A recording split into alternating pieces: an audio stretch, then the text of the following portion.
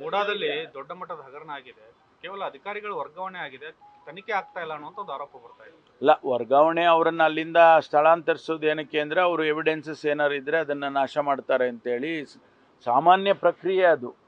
ಮುಂದೆ ಅದು ತನಿಖೆ ಮಾಡಿದಾಗ ತನಿಖೆಯಲ್ಲಿ ಡಿಪಾರ್ಟ್ಮೆಂಟಲ್ ಎನ್ಕ್ವೈರಿ ಮಾಡ್ತಾರಾ ಅಥವಾ ಪೊಲೀಸಿಗೆ ಕೊಟ್ಟು ಪೊಲೀಸಿಂದ ಎನ್ಕ್ವೈರಿ ಮಾಡಿಸ್ತಾರಾ ಗೊತ್ತಿಲ್ಲ ನನಗೆ.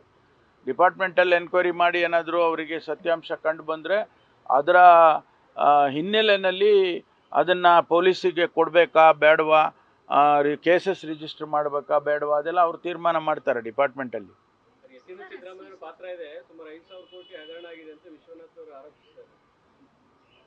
ಅವರು ಕೆಲವರು ಹೇಳಿದ್ದೆಲ್ಲ ಸತ್ಯ ಅಂತ ಅಂದ್ಕೊಳಕ್ಕಾಗಲ್ಲ. ನಾವು ತನಿಖೆ ಮಾಡಿ ಅದರ ಬಗ್ಗೆ ವಿಚಾರಗಳು ಇನ್ನು ಬೆಳಕಿಗೆ ಬಂದ ಮೇಲೆ ಅದನ್ನು ಯೋಚನೆ ಮಾಡೋಣ.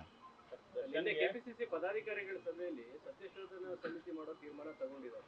ಎಐಸಿಸಿನೇ ಒಂದು ಸಮಿತಿ ಮಾಡಿದೆ. ಇದರ ನಡುವೆ ಇದರ ಅಗತ್ಯ ಇತ್ತ? ಅಲ್ಲ, ರಾಜ್ಯ ಮಟ್ಟದಲ್ಲೇ ಮಾಡ್ಕೊಳ್ತಾರೆ. ಯೂಶುವಲಿ ಅಧ್ಯಕ್ಷರಾದವರು ಮಾಡ್ತಾರೆ, ಅವರು ಪ್ರೆರಾಗೇಟಿವ್ ಅದು.